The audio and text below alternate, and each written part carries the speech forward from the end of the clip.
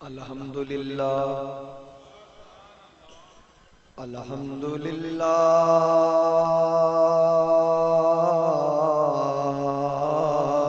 رب العالمین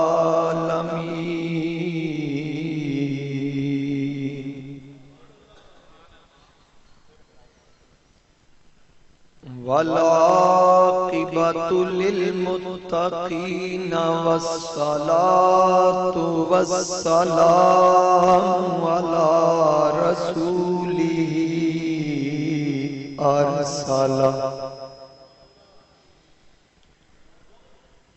ارسلہ الی الناس کافۃ بشیرا ونذیرا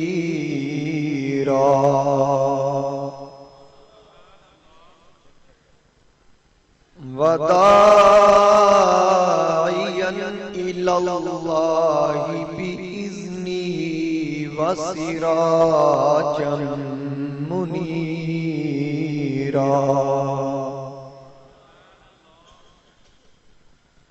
اما بعد فاعوذ باللہ من الشیطان الرجیم بسم اللہ الرحمن الرحیم قل یا ایہا الناس انی رسول اللہ الیکم جمیعا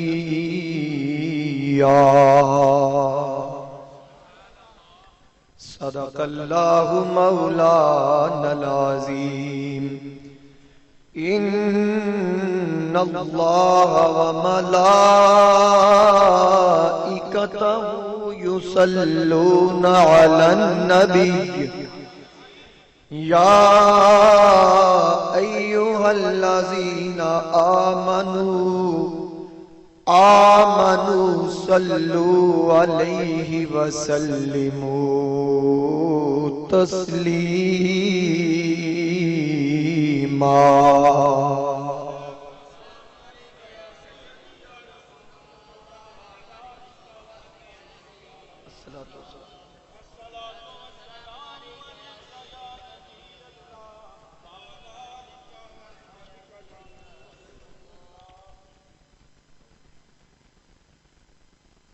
بسط واجب الاحترام معزز حاضرین و سامعین، بزرگوں، دوستوں، نوجوان ساتھیوں، السلام علیکم ورحمۃ اللہ وبرکاتہ۔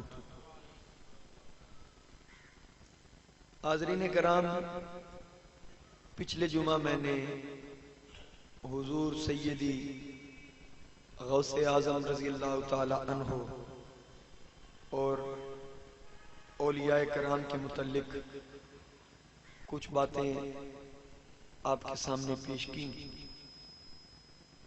چونکہ مسلسل کئی جمعہ سے میں حضور علیہ السلام کی ولادت کے حوالہ سے گفتگو کر رہا تھا، تو آج ایک مرتبہ پھر میں اپنے مضمون کی طرف واپس لوٹا ہوں۔ میں نے اللہ رب العزت کے پاک کلام سے ایک آیت مقدسہ کا کچھ حصہ تلاوت کیا، جس میں اللہ نے اپنے محبوب کو اعلان نبوت اور رسالت کا حکم دیا۔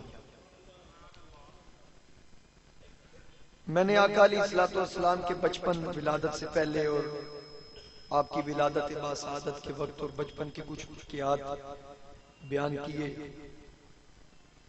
آج کے اس جمعہ میں چاہتا ہوں کہ حضور علیہ السلام کا اعلان نبوت بیان کیا جائے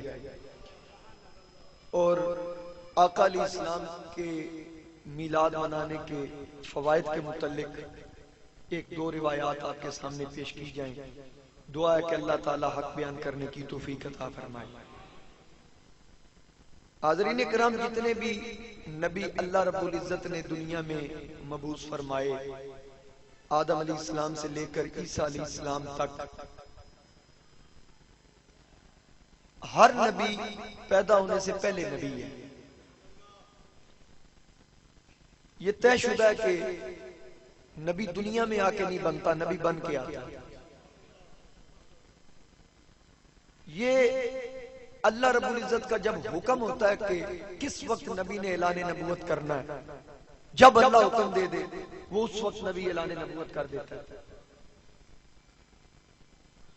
حضور علیہ السلام کو 40 سال کی عمر مبارکہ میں اعلان نبوت کرنے کا حکم دیا گیا، جبکہ عیسیٰ علیہ السلام کو ماں کی گود میں اعلان نبوت کا حکم دے دیا گیا۔ اور جس وقت آپ نے اعلان کیا تو آپ نے یہ فرمایا آتانی الکتاب وجعلنی نبیا، میں کتاب بھی لے کر آیا ہوں اور نبی بن کے آیا۔ یعنی کہ آپ کے ان الفاظ سے یہ بات واضح ہو رہی ہے کہ میں آ کے نبی نہیں بنا، آنے کے بعد مجھے نبوت نہیں ملی۔ آپ نے فرمایا وجعلنی نبیا، میں نبی بن کے آیا۔ یہ عیسیٰ علیہ السلام نے ماں کی گود میں اعلان کیا اور کتاب لے کے آیا ہوں، آتانی الکتاب، اللہ نے مجھے کتاب عطا کی۔ اب 4 کتابیں ہیں، تورات، زبور، انجیل اور چوتھی ہے قرآن پاک۔ مسلمانوں کا اللہ کی تمام کتابوں پہ ایمان ہے، اور جتنی بھی کتب اللہ رب العزت نے انبیاء کو دی وہ تمام مکمل کر کے عطا کر دی، سوائے قرآن پاک کے۔ انجیل، تورات، زبور حضرت داؤد علیہ السلام پہ نازل ہوئی، انجیل حضرت عیسیٰ علیہ السلام پہ نازل ہوئی، تورات حضرت موسیٰ علیہ السلام پہ نازل ہوئی۔ یہ ہر نبی کو اللہ نے کتابیں دی لیکن مکمل کر کے عطا کر دی، نبوت بھی دی، ساتھ کتاب بھی دی کہ جا نبی بن کے جا اور یہ کتاب لے جا۔ اب ہر نبی کو اللہ نے مکمل کتاب دے دی۔ حضور علیہ السلام کا جب وقت آیا کتاب دینے کا، آپ کی عمر مبارکہ 40 سال تھی۔ 40 سال کی عمر مبارکہ میں آپ ایک غار میں تشریف لے گئے جس کو غار حرا کہتے ہیں۔ اب یہ نہیں کہ جس دن وحی کا نزول ہوا آپ اس دن تشریف لے کے گئے، اس سے پہلے بھی حضور علیہ السلام اس غار میں جاتے، پورا رمضان کا مہینہ آپ اس غار میں گزارا کرتے تھے۔ اشیاء خورد و نوش ساتھ لے جایا کرتے، جب ختم ہو جاتی تو پھر واپس آتے ام المومنین حضرت خدیجہ الکبریٰ سلام اللہ علیہا کے پاس، پھر چند دن آپ وہاں گزارتے، پھر غار میں چلے جاتے، یعنی کہ یہ آپ کا معمول رہتا۔ اور حضرت خدیجہ رضی اللہ تعالی عنہا یہ حضور علیہ السلام کی سب سے پہلی زوجہ محترمہ ہے۔ یہ بڑی امیر رئیس خاتون تھی، بڑے بڑے امیر رئیس قریش نے ان کو اپنے لیے رشتے کا کہا۔ آپ پہلے 2 مرتبہ آپ کا نکاح ہو چکا اور دونوں خاوند آپ کے وصال کر چکے تھے، فوت ہو چکے تھے۔ حضور علیہ السلام کو آپ نے دیکھا، آقا علیہ السلام کے اوصاف حمیدہ سے آپ واقف تھی۔ بڑے بڑے امیروں نے آپ کو رشتے کے لیے کہا لیکن آپ نے انکار کر دیا، آپ کے چچا نے انکار کر دیا۔ لیکن حضور علیہ السلام کی ذات ایسی ہستی ہے کہ اپنی ایک سہیلی جس کا نام نفیسہ تھا، اس کو حضرت خدیجہ نے خود بھیجا کہ جاؤ میں محمد سے شادی کا ارادہ رکھتی ہوں، جاؤ جا کے پوچھ کے آؤ۔ ان کے لوگوں کے رشتے ٹھکرا دیے، امیروں کے رشتے ٹھکرا دیے، حضور علیہ السلام سے خود شادی کا ارادہ رکھتی تھی۔ آقا علیہ السلام کو پیغام ملا تو حضور علیہ السلام نے بتایا کہ میں تو میرے پاس مال بھی نہیں ہے، وہ تو امیر رئیس خاتون ہے، تو میں پتہ نہیں اس کے ساتھ کیسے میرا گزارا ہوگا، تو لہذا یہ اس نے دیکھنا ہے کہ میرے ساتھ رہ سکتی ہے یا نہیں۔ تو حضرت خدیجہ کو جب اس کی سہیلی نے جا کے یہ بات بتائی تو آپ خوش ہوگی کہ کم از کم حضور علیہ السلام نے انکار تو نہیں کی۔ ابھی اعلان نبوت نہیں ہوا، یہ اعلان نبوت سے پہلے کی بات ہے۔ حضور علیہ السلام کا نکاح حضرت خدیجہ سے ہوا۔ یہ رئیس خاتون ہے، اپنے سارے رشتہ داروں کو ٹھکرا دیا، دولت کو ٹھکرا دیا۔ حضور علیہ السلام کے ساتھ آپ جلوہ گر ہیں تو آقا علیہ السلام تشریف لاتے ہیں، کچھ سامان لے جا کے پھر غار میں چلے جاتے ہیں، پھر آپ جب سامان ختم ہوتا پھر واپس آتے، یہی آپ کا معمول رہتا۔ اور آپ کو خواب آتے حضور علیہ السلام کو، رات کو خواب دیکھا، صبح اس خواب کی تعبیر ہو گئی، یعنی کہ جو خواب رات میں دیکھتے صبح حقیقت اس کی دیکھ لیا کرتے۔ جب آپ نے ان خوابوں کا ذکر حضرت خدیجہ سے کیا تو آپ نے کہا کہ میرے رشتہ دار ہیں ورقہ بن نوفل، ان کے پاس چلتے ہیں، یہ خواب ان کو بیان کرتے ہیں۔ وہ بزرگ تھے، ان کے پاس جاتے، حضور علیہ السلام خواب بیان کرتے تو ورقہ بن نوفل آپ نے جب یہ خواب سنے تو تعبیر میں کہا کہ اللہ تعالیٰ نے تجھے اپنا محبوب بنانا ہے، کاش میں اس وقت زندہ ہوتا کہ جب مکہ والے تجھے مکہ سے نکالیں گے. حضور علیہ السلام نے فرمایا مکہ والے مجھے مکہ سے کیوں نکالیں گے؟ تو ورقہ بن نوفل نے کہا کہ جتنے بھی انبیاء آئے اپنے اپنے علاقے میں جب انہوں نے تبلیغ کی تو لوگوں نے ان کو تنگ کیا، ستایا، پھر ان کو ہجرت کرنا پڑی. آپ کے ساتھ بھی ایسا معاملہ ہوگا، آپ اللہ کے نبی. تو پھر زیادہ دیر ورقہ بن نوفل زندہ نہیں رہے، کچھ عرصے کے بعد آپ وصال کر گئے، انتقال کر گئے. اب یہ خوابوں کی تعبیر جاننے کے بعد حضور علیہ السلام غار حرا میں گئے تو سرکار فرماتے ہیں کہ جبریل آیا. جبریل آیا، اس نے آ کے مجھے کہا اقرا، پڑھ. تو میں نے آگے سے کہا ما انا بقاری، میں پڑھنے والا نہیں ہوں. حضور علیہ السلام فرماتے ہیں کہ جبریل نے مجھے اپنے کلاوے میں لیا اور اپنے سینے کے ساتھ میرا سینہ مسلا، مجھے اس سے تکلیف بھی ہوئی. پھر کہا اقرا، پڑھ. میں نے کہا میں پڑھنے والا نہیں. تیسری مرتبہ پھر اس نے یہی معاملہ کیا، میں نے کہا ما انا بقاری، میں پڑھنے والا نہیں ہوں. 3 مرتبہ میں نے یہ بات کہی. پھر آخر جبریل امین نے پہلی 5 آیات اقرا بسم ربک الذی خلق خلق الانسان من علق، یہ آیات تلاوت کی، پہلی 5 آیات. یہ تلاوت کرنے کے بعد جبریل چلے گئے تو میں خدیجہ کے پاس آیا تو میں نے ساری بات کہی. میرے جسم سے کپ کپی تھی، میں نے کہا میرے اوپر چادر اڑا دو. میرے اوپر چادر اڑا دی گئی. تو پھر نبی علیہ السلام نے یہ محسوس کیا اور پتہ چلا کہ اللہ نے مجھے نبوت عطا کر دی. اب وقت گزرتا جا رہا ہے. ایک دن اللہ رب العزت نے فرمایا اے محبوب قل، فرما دیجئے کیا، یا ایھا الناس، اے انسانوں، انی رسول اللہ الیکم جمیعا، میں تمام کی طرف اللہ کا رسول بن گیا. اب پہلے اس بات کو پوشیدہ رکھا، اب اللہ نے حکم دے دیا کہ اب اعلان کر دو. اعلان نبوت سے پہلے نبیوں کو خواب آتے ہیں. اعلان نبوت سے پہلے نبیوں کو اس لیے خواب آتے ہیں کہ اچانک نبوت دینے سے پہلے نبی کو باخبر کر دیا جائے کہ وہ وقت آ رہا ہے جب تو نے اظہار نبوت کرنا ہے. اور نبی کے بھی یہ ذمہ ہے کہ پہلے نبی اپنی نبوت پہ نبی خود ایمان لائے. پہلے نبی خود ایمان لائے گا، پھر دوسرے کو ایمان لانے کا حکم. اس لیے پہلے خوابوں کے ذریعے نبی کو آگاہ کر دیا جاتا ہے. اب حضور علیہ السلام نے اعلان نبوت کرنا تھا. آقا کے اعلان نبوت سے پہلے حضور علیہ السلام کے ایک دوست ہیں جن کا نام عبداللہ ابن عثمان ابو قحافہ ہے. کیا نام ہے؟ عبداللہ ابن عثمان ابو قحافہ. اب اس نام سے آپ کو پتہ نہیں چلا یہ کون ہے. یہ وہ ہستی ہے جس کو میرے نبی نے ابو بکر بھی کہا اور صدیق اکبر بھی، جن کی کنیت ابو بکر اور لقب صدیق تھا. حضور علیہ السلام کے اعلان نبوت سے 20 سال پہلے ان کی اور مصطفیٰ کی رفاقت ہو گئی. اتنے پرانے ساتھی حضور علیہ السلام کے ساتھ رہتے. ام المومنین عائشہ صدیقہ فرماتی ہیں کہ مجھ سے حضور علیہ السلام کے نکاح سے پہلے بھی کوئی دن ایسا میں نے نہیں دیکھا جب رسول اللہ ہمارے گھر میں تشریف نہ لائے. اتنی گہری سنگت.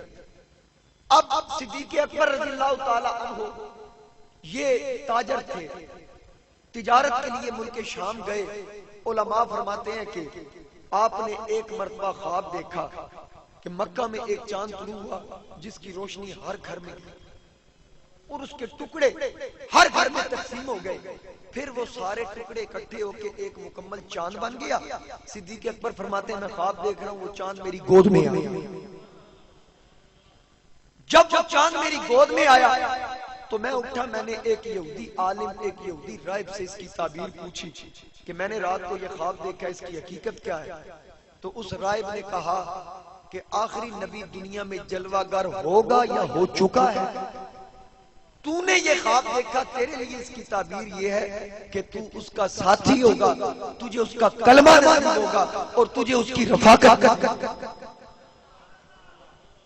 تجھے اللہ نے اس کی دوستی کے لیے چن لیا. اب جب صدیق اکبر نے اس خواب کو دیکھا تو حضور علیہ السلام سے اس خواب کو پوشیدہ رکھا، آقا علیہ السلام سے بیان نہ کیا. انتظار میں ہے کہ وہ وقت کب آتا ہے جب حضور اعلان نبوت کرتے ہیں. تو میں حضور اعلان نبوت کریں گے میں سب سے پہلے میں کلمہ پڑھوں گا. یہ دل میں تہیہ کر رکھا ہے. اب آقا علیہ السلام کا یہ غلام بیٹھا ہے، ایک عورت آتی ہے، جب حضور علیہ السلام نے اعلان نبوت کیا، اب دیکھیں نا، قل کہہ کے اللہ نے فرمایا آپ فرما دیجئے۔ دیگر قرآن کریم میں کئی ایسے مقامات ہیں کہ اللہ نے قل نہیں کہا، ڈائریکٹ حکم دیا، مثلا واقیموا الصلاۃ، نماز قائم کرو، وآتوا الزکاۃ، زکوٰۃ ادا کرو، یہ اللہ نے حکم دیا، یہاں قل نہیں فرمایا۔ لیکن جس وقت اعلان نبوت اور اللہ کی اپنی توحید کی بات آئی، اللہ نے فرمایا قل یا ایھا الناس، اے محبوب فرما دیجئے انسانوں سے کہ میں تمام کی طرف اللہ کا رسول بن کے آیا ہوں اور میری توحید کا بھی اعلان کر دیں۔ قل، محبوب آپ فرما دیجئے واللہ احد، وہ اللہ ایک ہے۔ آپ فرما دیجئے اللہ ایک ہے۔ اب سوچنے کی بات یہ ہے کہ اللہ خود ڈائریکٹ کیوں نہیں فرماتا کہ میں ایک ہوں؟ یہ توحید ہے نا، چاہیے یہ تھا اپنی توحید کا خود اعلان کرتا، مصطفیٰ کی رسالت کا مصطفیٰ سے اعلان کرواتا۔ اللہ فرماتا ہے میری توحید کا اعلان بھی تو نے کرنا ہے، اپنی رسالت کا اعلان بھی تو نے کرنا ہے۔ میں نے عالم تصورات میں اللہ سے عرض کی، اے پاک پروردگار تو حکمت والا ہے، تو جاننے والا ہے، علیم بذات الصدور ہے، مولا یہ تو بتا کہ خود کیوں نہیں فرماتا میں ایک ہوں؟ اپنی توحید کا اعلان مصطفیٰ سے کیوں کروایا؟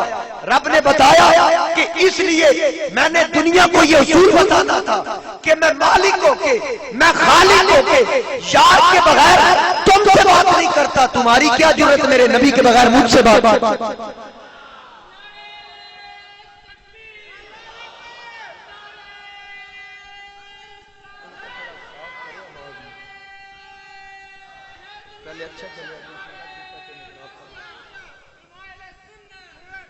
یہ رسالہ آ گیا میرے منیر، 60 روپے اس کا دیا، تھوڑی سی تعداد میں ہے جو لینا چاہتے آستانہ علیہ کوڑا شریف سے۔ تو اللہ نے فرمایا آپ اعلان کریں اللہ ایک ہے، اور اپنی نبوت اور رسالت کا اعلان بھی آپ کریں۔ یا اللہ کہاں سے شروع کروں؟ اللہ نے فرمایا وَأَنذِرْ عَشِيرَتَكَ الْأَقْرَبِينَ، پہلے گھر سے شروع کریں، قریبیوں سے شروع کریں۔ حضور علیہ السلام نے سب کو بٹھا لیا حرم کے پاس، مکہ شریف بیت اللہ کے پاس۔ آقا علیہ السلام نے فرمایا لوگو میں آپ کی طرف اللہ کا رسول بن کے آیا۔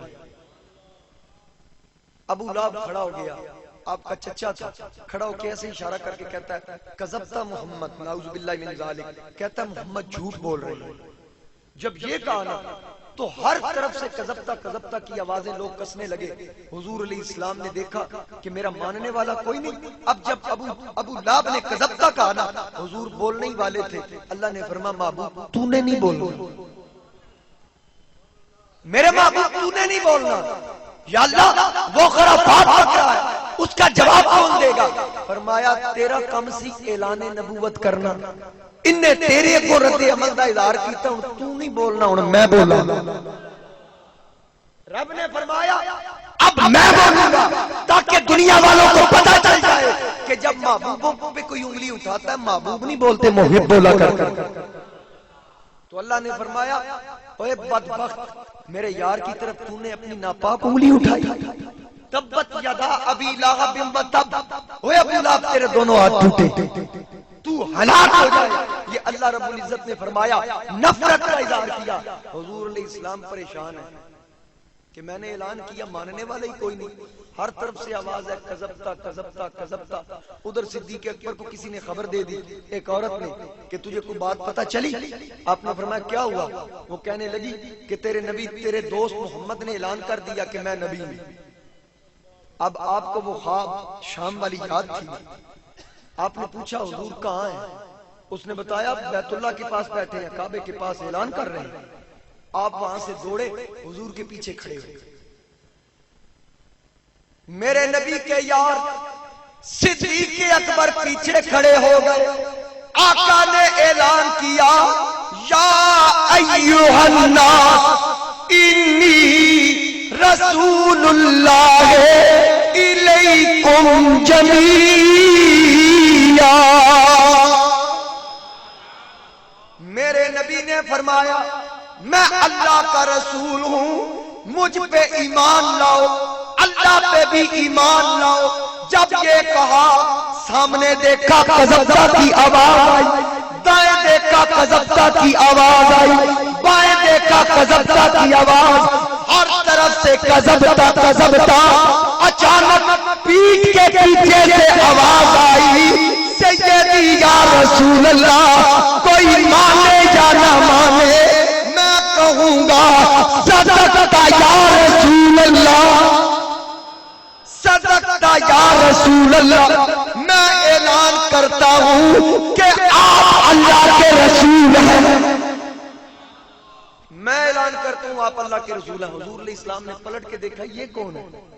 جب سرکار نے پیچھے دیکھا کون تھا؟ تاجدار صداقت، نقشبندیوں کا پیشوا، صدیقہ کا صدیق باپ، سیدنا صدیق اکبر بولا، عرض کی میں اقرار کرتا ہوں۔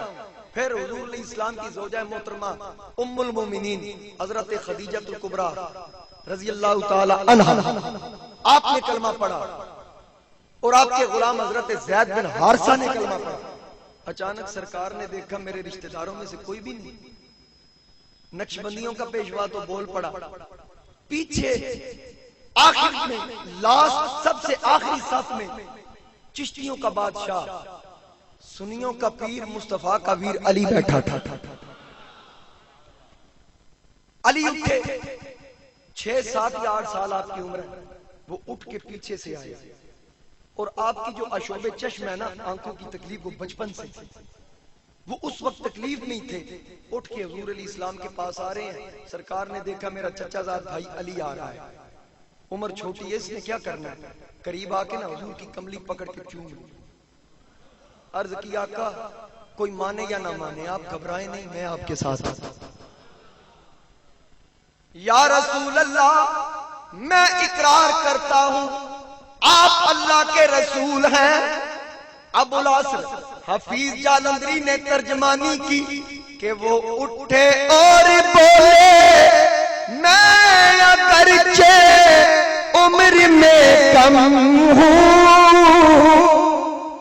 میری آنکھوں میں ہے آشوب گویا چشم پرنم ہوں، پر بھری محفل میں لیکن آج میں اعلان کرتا ہوں کہ میں سچے نبی پہ جان و دل قربان کرتا ہوں۔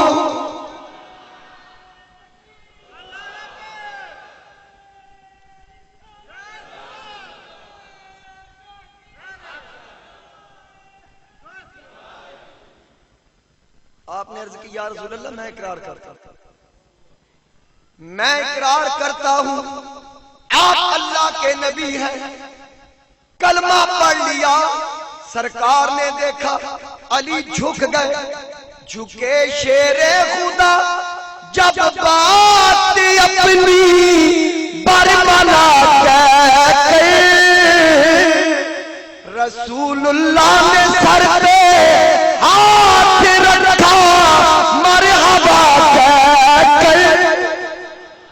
نبی علیہ السلام نے علی کو سینے سے لگا لیا، سر پہ ہاتھ رکھا کہ عمر چھوٹی، عرض کی یا رسول اللہ عمر کو نہیں دیکھنا، میرا دعویٰ دیکھنا، عمر چھوٹی ہے میرا دعویٰ بہت بڑا ہے۔ یہ 4 ہستیاں تھیں جنہوں نے بیک وقت حضور علیہ السلام کا کلمہ پڑھا۔ اب یہ شور مچ گیا، پہلے علی نے پڑھا، پہلے صدیق اکبر نے پڑھا۔ علماء فرماتے ہیں اس بحث میں نہ پڑھو، یہ دیکھو کہ سب نے بیک وقت پڑھا اور یوں اس کی ترتیب دو کہ عاقل بالغ مردوں میں سب سے پہلے کلمہ صدیق اکبر نے پڑھا، بچوں میں سب سے پہلے کلمہ علی شیر خدا نے پڑھا، خواتین میں سب سے پہلے ام المؤمنین خدیجہ الکبریٰ نے کلمہ پڑھا، غلاموں میں حضرت زید بن حارثہ نے پڑھا۔ اب تبلیغ شروع ہوئی، آہستہ آہستہ تبلیغ شروع ہوئی، وقت گزرتا گیا۔ ایک دن صدیق اکبر نے عرض کی یا رسول اللہ صلی اللہ علیہ وسلم، جس کسی نے آپ کو مانا ہے نا، کوئی نہ کوئی دلیل مانگی ہے۔ آقا میں نے کوئی دلیل نہیں مانگی، ویسے ہی محبت میں کہہ دیا۔ کسی نے دیکھا کہ پتھر پانی میں تیر رہا ہے، کسی نے کنکریوں کو کلمہ پڑھتے دیکھ لیا، کسی نے چاند 2 ٹکڑے ہوتے دیکھ لیا۔ جو بھی کلمہ پڑھتا ہے دیکھنے کے بعد کوئی معجزہ دیکھتا ہے، کوئی دلیل مانگتا ہے. آقا میں نے کوئی دلیل نہیں مانگی. اب نبی علیہ السلام نے فرمایا بندہ مٹ جائے نہ آقا پہ وہ بندہ کیا ہے، بے خبر ہو جو غلاموں سے وہ آقا کیا ہے.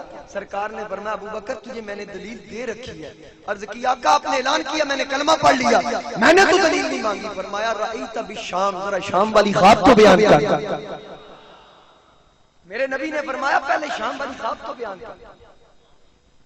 خواب میں تو نے دیکھا نہیں، وہ میری بشارت تھی. اب نبی علیہ السلام کو ابو بکر کا خواب وہ خواب جو ابھی اعلان نبوت نہیں کیا پہلے دیکھا تھا. نبی اس خواب سے واقف تھے.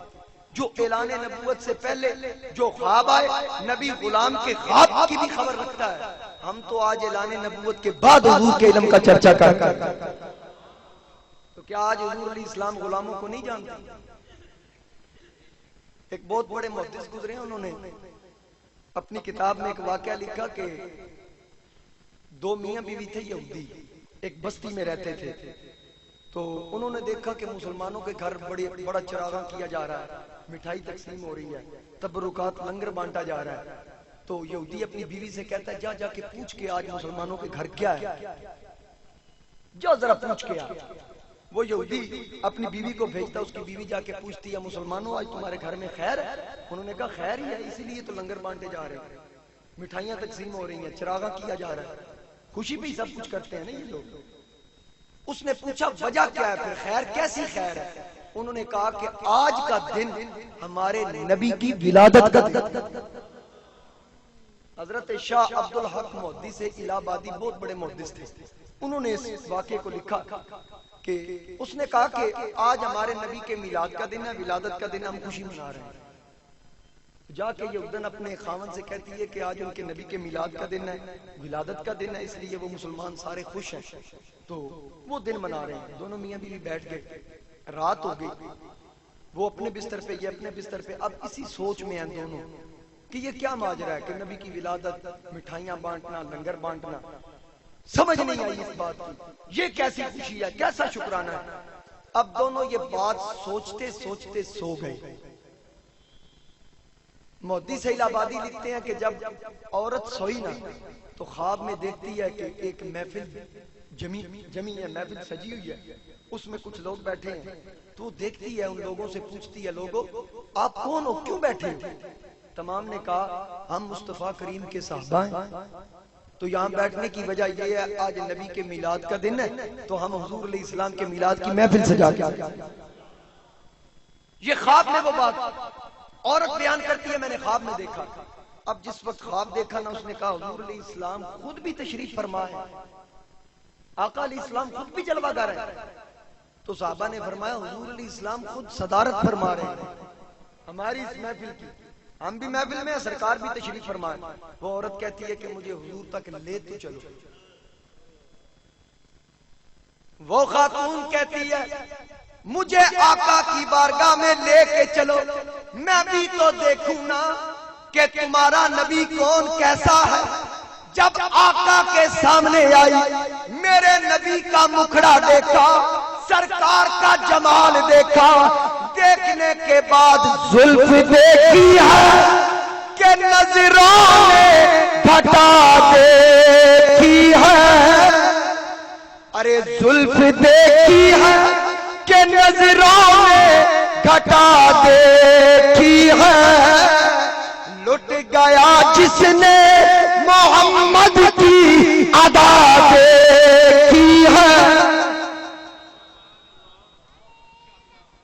اللہ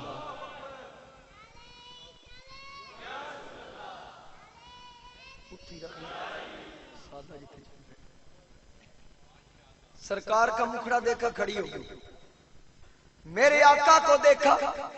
جب جمال مصطفیٰ دیکھا، دیکھنے کے بعد میرے نبی کے سامنے کھڑی، سرکار اسے دیکھ کے مسکرا دیے. جب میرے نبی مسکرائے، وہ خاتون کہتی ہے آپ ہنستے کیوں ہیں؟ میں تو مسلمان نہیں، میں تو یہودن ہوں، مجھے دیکھ کے مسکرانے کی وجہ کیا؟ میرے نبی نے فرمایا اب تو میرے پاس آ گئی ہے، میں نے تجھے یہودن رہنے جو نہیں دینا. میں تن یہودن رہن جو نہیں دینا. ہن میرے کو آ گیا ہن جانا اتوں تاں یہ کلمہ پڑھنا. اب یہ بات خواب کی لیکن میرے نبی نے فرمایا من رآنی فقد رأى الحق، من رآنی فی المنام فقد رأى الحق. جس نے نیند میں مجھے دیکھا وہ تعبیریں نہ پوچھے، اس نے حق دیکھا. اس نے عارف کھڑی نے بھی دیکھا تھا. جس نے دیکھا اس سے پوچھیں. حق دیکھا پھر تعبیریں نہیں پوچھی. بلکہ میاں صاحب نے آپ نے جب دیکھا اللہ سے دعا کی مولا خواب لمبی ہو جائے، نیند بھی لمبی ہو جائے، رات بھی لمبی ہو جائے. آپ نے اسی لیے قلم اٹھایا، اپنا حال بیان کیا کہ سپنے دے وچ مینوں ملیا ماہی تے میں گل وچ پا لیاں باواں ڈردی ماری میں تاں اکھ نہ کھولا کتے پیر بچھڑ نہ جاواں.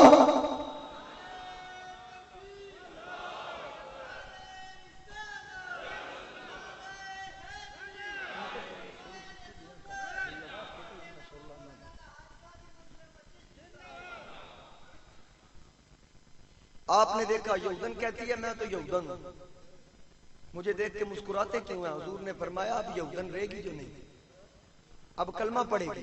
حضور علیہ السلام نے فرمایا پڑھ کلمہ. خواب میں اس نے کلمہ پڑھا. میرے آقا نے خواب میں کلمہ پڑھایا. آقا نے فرمایا پڑھ، غفلت سے نکل. سرکار نے فرمایا پڑھ کلمہ کہ کوئی غافلہ غفلت چھوڑے ہاں ہن واگ اللہ ولی موڑے ہاں کوئی قبر دا توبہ جوڑے ہاں پڑھولا حق لا پڑھولا. سرکار نے فرمایا پڑھ کلمہ. کلمہ پڑھنے کے بعد جب بی بی نے دیکھا یہ بات تو خواب کی، آدھا کلمہ خواب میں پڑھا آدھا بیداری میں پڑھا، تو دل میں تہیا کر لیا کہ نبی نے کرم کر دیا. اب میں مسلمان ہوں، مجھے پوچھنے کی ضرورت نہیں. اب میں جاگ کے کملی والے کا میلاد مناؤں. اب میں جاگ کے سرکار کا میلاد بیداری میں مناؤں. تو پھر خیال آیا میرا خامند یہودی ہے وہ اعتراض نہ کرے. پھر خیال آیا کہ جب یہودی میں تو مسلمان ہو گئی، پوچھنے کی ضرورت ہی نہیں، نکاح تو ختم ہو گیا. اگر وہ اسلام میں داخل ہوگا پھر میرا خامند ہے، اگر اسلام میں داخل نہیں ہوتا تو نکاح تو ختم ہو گیا، پوچھنے کی کیا ضرورت ہے. اب وہ چپ کر کے بغیر خامند سے پوچھے گھر سے نکلی. شاہ عبدالحق محدث الہ آبادی کہ گھر سے نکلی، تھوڑے سے پیسے تھے اس کے پاس، ان کا کچھ سامان خریدا، مٹھائی خریدی. خریدنے کے بعد گھر میں داخل ہو رہی ہے، ایک پاؤں اندر ایک باہر، کھڑی ہو گئی. کیوں؟ کیا دیکھا کہ اس کا خامند پہلے سے ہی سارا سامان رکھ کے بیٹھا تھا، پہلے سے ہی سارا سامان رکھ کے بیٹھا. اس نے جب یہ دیکھا تو کھڑی ہو کے اپنے خامند سے پوچھتی ہے تو کیا کر رہا ہے؟ اس نے کہا تیرا انتظار کر رہا ہوں. کس لیے؟ کہنے لگا جلدی آپ مل کے نبی کا میلاد منائیں. اس نے کہا تو تو یہودی تھا. آکھن لگا تم ہی تے راتی یہودن سن، تم ہی تے یہودن سن. انہیں آکھا مینوں تے سرکار نے کلمہ پڑھایا، میرے تے کرم کیتا. آکھن لگا میں کوئی گوانڈ تے نہیں رہندا، جے سونے تیرے تے کرم کیتا تے محروم مینوں ہی تے نہیں نہ چھڈے. ایک پاسے تو سرکار دی زیارت بھی کر دی سن، دوجے پاسے میں پیا. جب تو نے کلمہ پڑھا اس کے ساتھ میں نے بھی کلمہ پڑھ لیا. جس پہ میرا نبی نظر کرم کر دے، جس پہ میرا نبی شفقت کر دے. اب میلاد کی جس کو سوچ آئے سرکار اس پہ کرم کر دیتے ہیں. تو جو میلاد مناتا ہے شاہ عبدالحق محدث الہبادی نے اس کے ساتھ ایک اور واقعہ بھی لکھا کہ ایک مرتبہ حضور علیہ السلام اپنے چچا زاد بھائی حضرت عبداللہ بن عباس کے گھر آئے. یہ وہ عبداللہ بن عباس کے جس کو میرے نبی نے فرمایا یہ پہلا قرآن کا مفسر ہے. ابھی پیدا نہیں ہوئے تھے, سرکار نے پہلے ہی بتا دیا میرے قرآن کی سب سے پہلی تفسیر عبداللہ بن عباس کرے گا, اور اپنی چچی سے کہا تیرے پیٹ میں جو بچہ ہے یہ میرے قرآن کا پہلا مفسر ہوگا. جس وقت آپ پیدا ہوئے پھر اس کے بعد آپ نے اسلام میں آپ داخل ہوئے تو پہلا مفسر اس کے گھر سرکار آتے ہیں, یہ اپنے گھر والوں کو اکٹھا کر کے بیٹھا ہے. حضور علیہ السلام نے فرمایا عبداللہ کیا کر رہا تھا؟ عرض کی یا رسول اللہ صلی اللہ علیہ وسلم میں ان کو وہ باتیں بتا رہا ہوں جب آپ پیدا ہوئے تھے نا, جو باتیں آپ کی اماں جان نے بیان کی اور جو آپ بتاتے تھے میں وہ ساری باتیں اپنے گھر والوں کو بتا رہا ہوں. یعنی کہ آپ نے سادے لفظوں میں بتایا جو آپ کے میلاد کی باتیں میں وہ بتا رہا ہوں, وہ معجزات جو ولادت کے وقت رونما ہوئے میں وہ بیان کر رہا ہوں. بلکہ آپ نے کہا کملی والیا میں تیرا میلاد بیان کیا کرتا. سرکار نے فرمایا ٹھیک پاس آ, اپنے قریب بلایا. میرے نبی نے فرمایا اے عبداللہ تو نے میلاد بیان کیا, تیرے گھر والوں نے سنا, اب میری بھی سن لو. تم دونوں پہ قیامت والے دن میری شفاعت واجب ہو چکی ہے. میرے نبی نے فرمایا دونوں پہ قیامت والے دن میری شفاعت واجب ہو چکی. اب جو میلاد بیان کرے اور جو سنے دونوں پہ شفاعت واجب, دونوں پہ شفاعت. لیکن ایک بات یہاں اور بھی غور کرنے کے قابل ہے کہ وہ تو اپنے گھر والوں کو اکٹھا کر کے سنا رہے تھے, وہ اپنے گھر والوں کو اکٹھا کر کے بتا رہے تھے حضور کا میلاد کیسے ہوا, کیا کیا واقعات ہوئے. اب جو صرف اپنے گھر والوں کو اکٹھا کر کے سنائے, صرف اپنی چار دیواری میں سنائے, اس کو میرے نبی بشارت دیتے ہیں کہ میں تیری شفاعت کروں گا. تو جو پورے علاقے والوں کو اکٹھا کر کے سنائے اس کے بارے میں آپ کا کیا خیال ہے؟ جو اتنا اہتمام کرے, خرچ کرے, سارے علاقے کو اکٹھا کر کے سنائے. ایک ایران سے کتاب چھپی ہے, فارسی میں وہ کتاب ہے, اس کا نام ہے مجموع لطیف الانسی. تقریباً 30 کتابیں 30 کتب سیرت کو اکٹھا کر کے یکجا کیا گیا, ان سب کا ایک ہی نسخہ بنایا, 30 کتابوں کا مجموعہ. اس میں ایک واقعہ ملتا ہے کہ ایک شخص گھوڑے پہ سوار ہے, سپیڈ سے آ رہا ہے, تیزی سے آ رہا ہے, تو وقت کے بادشاہ کا بیٹا اس کے گھوڑے کی زد میں آ گیا. اس کے گھوڑے کے سموں کے تلے اس نے اس کو رون دیا. اب شہزادہ تھا, وقت کے بادشاہ کا بیٹا تھا, ایک ہی اس کا بیٹا ہے. جب اس کی لاش شاہی محل میں پہنچی تو بادشاہ کی چیخیں نکل گئی, چلا اٹھا. وہ کہنے لگا کہ میرے بیٹے کو کس نے مارا ہے؟ لوگوں نے بتایا کہ ایک شخص کا گھوڑے پہ سوار, بس وہ گزرا تو اس کے گھوڑے کی زد میں آ گیا تو یہ مر گیا, ہلاک ہو گیا. بادشاہ نے کہا اس کو پکڑ کے لاؤ, میں قتل کا قصاص لوں گا. قرآن کریم کا حکم ہے کتب علیکم القصاص فی القتل, قتل کا قصاص لوں گا. اسے لے کے آؤ, خون کا بدلہ خون ہوگا, میں اس کی گردن قلم کروں گا. جس نے میرا ایک ہی لاڈلا بیٹا وہ قتل کر دیا, مار دیا. اب جس وقت اس نے اپنی فوج, اپنے سپاہیوں کو بھیجا اسے پکڑنے کے لیے, تو جب اسے پکڑا گیا, گرفتار کیا گیا, تو راستے میں اس کو بتایا کہ بادشاہ تلوار لے کے بیٹھا ہے, ننگی تلوار اس کے پاس ہے, اس کے سامنے تجھے کوئی موقع نہیں ملے گا. اس کا ایک ہی بیٹا تھا, وہ تو نے مار دیا. اب جب اس کے سامنے تو جائے گا وہ تجھے بھی مار دے گا, اگر کوئی وصیت ہے تو کر دے. اس نے کہا کوئی وصیت نہیں, بس مجھے لے چلو. اب وہ شاہی محل میں پہنچا. جب وہاں سامنے پہنچتا ہے نا تو بادشاہ نے پوچھا میرے بیٹے کو تو نے مارا؟ اس نے کہا دانستہ طور پہ نہیں, غیر دانستہ طور پہ, میں تو اپنے گھوڑے پہ تھا, اچانک اس کی زد میں آ گیا. لہٰذا اب آپ حاکم ہیں, سزا دینا چاہیں تو دے سکتے ہیں, معاف کرنا چاہیں تو معاف کر سکتے ہیں. بادشاہ نے تلوار ایسے اٹھا کے رکھی ہے. جب اس نے اپنی گفتگو ختم کی تو بادشاہ کے ہاتھ سے تلوار گر گئی. وہ کہنے لگا جا میں نے تجھے اللہ کے لیے معاف کیا, جا میں نے تجھے معاف کیا. اب وہ آرام سے نکلنے لگا نا تو لوگوں نے پوچھا بادشاہ سے, بادشاہ تو بڑے غصے میں تھا, ہماری دوڑ لگوائی تو نے کہ پکڑ کے لاؤ، ہم دوڑ کے گئے اسے پکڑ کے لائے، اتنی آسانی سے معاف کر دیا۔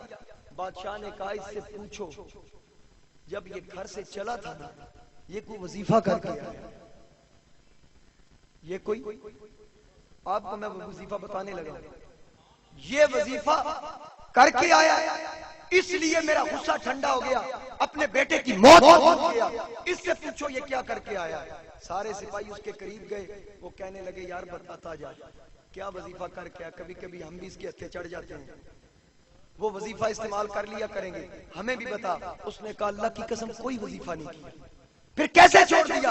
وہ کہتا ہے جب اس نے تلوار اٹھائی نا میری طرف آیا تو میں نے اس وقت دل ہی دل میں اللہ سے عرض کی مولا اگر آج بچ گیا تو بچنے کے بعد تیرے نبی کا میلاد مناؤں گا۔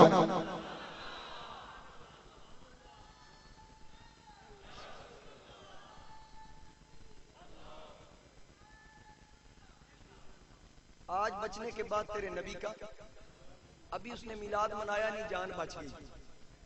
تو جو میلاد میں شامل ہوتے ہیں جنہوں نے میلاد منایا ہے، ابھی جس نے میلاد کا سوچا ادھر خاتون نے سوچا میرے نبی کی محفل مل گئی، ادھر اس نے سوچا اس کی جان بچ گئی۔ اسی لیے میں کہوں گا سکون قلب ملا، لذت حیات ملی، سکون قلب ملا، لذت حیات ملی، در حبیب ملا تو ساری کائنات ملی، در حبیب ملا تو ساری کائنات ملی۔ میں بات کر رہا تھا کہ صدیق اکبر نے کلمہ پڑھا، علی شیر خدا نے کلمہ پڑھا، خدیجہ الکبریٰ نے کلمہ پڑھا، زید بن حارثہ، اور ایک روایت میں آتا ہے کہ 5ویں نمبر پہ کلمہ پڑھنے والے حضرت بلال حبشی، سیدنا بلال رضی اللہ تعالی عنہ آپ نے کلمہ پڑھا۔ بلکہ بعض نے تو سیرت نگاروں نے یوں لکھا کہ حضور علیہ السلام مکے کی گلی سے گزر رہے تھے تو ایک مکان سے رونے کی آواز آئی، آقا رک گئے، سرکار نے دروازے پہ دستک دی کہ رونے والے کون ہیں؟ اندر سے آواز آئی اندر آ جائیں، دروازہ کھلا ہے۔ حضور علیہ السلام اندر چلے گئے تو دیکھا کہ سیاہ فام ہے، حبشی بیٹھا ہے، چکی آگے دانے بھی پڑے ہیں۔ حضور علیہ السلام نے پوچھا رونے والے کیوں روتا ہے، کیا نام ہے تیرا؟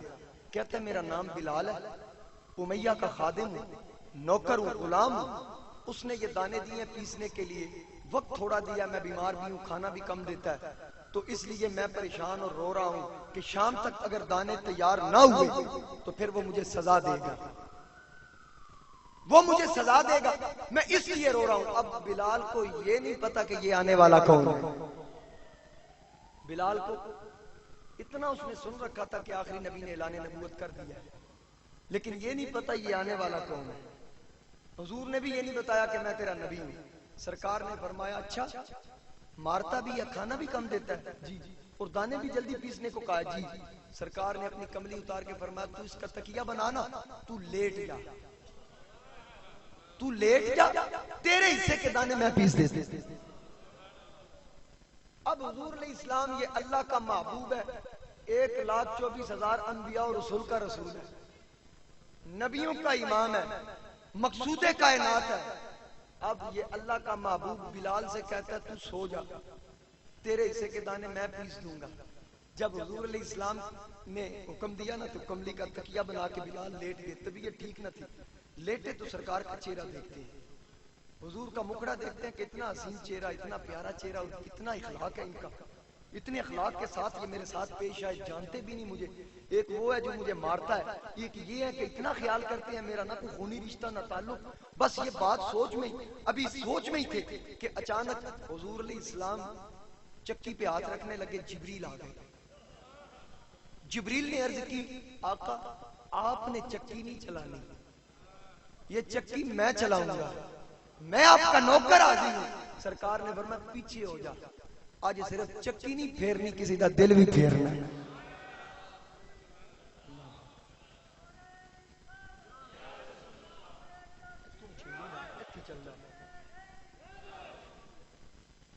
اب صرف چکی نہیں چلانی، اب دیکھ یہ کام میں کروں گا۔ حضور نے فرمایا وہ شے ہی نہیں جس کو اللہ نے میری پہچان نہ دی۔ جب حضور علیہ السلام نے اس چکی کو ہاتھ رکھا تو وہ پتھر بھی بول کے کہنے لگا کہ آپ اشارہ کیجئے۔ یا رسول اللہ ہاتھ لگانے کی ضرورت نہیں، اشارے سے چاند چر کے قدموں میں آ سکتا ہے، تو میں تو آپ کے سامنے ہوں، سورج ڈوبا ہوا واپس آ سکتا ہے، آقا آپ اشارہ کریں میں خود چلوں گی۔ میرے نبی نے ہاتھ نہیں رکھا، چکی اشارے سے چلنے لگی۔ جب بلال نے یہ منظر دیکھا نا کہ ہاتھ بھی نہیں لگایا اور چکی بھی چل رہی ہے، بلال اٹھ کے بیٹھ گیا۔ حضور کو کہتا ہے اب بس زیادہ بات کو پوشیدہ نہ کریں، بتائیں آپ کون ہیں؟ بلال سرکار سے کہتا ہے اے میری داد رسائی کرنے والے، ذرا اپنے بارے میں بتا۔ اب نبی نے پہلے تعارف نہیں کروایا، بلال کو پتا چل گیا، کہنے لگا کہ لکھمی میں دے برے کے پاپا میں تینو عاشق لوگ پہچان گئے، باویں آنکھ درو تو انا بشری تینو جاننے والے جان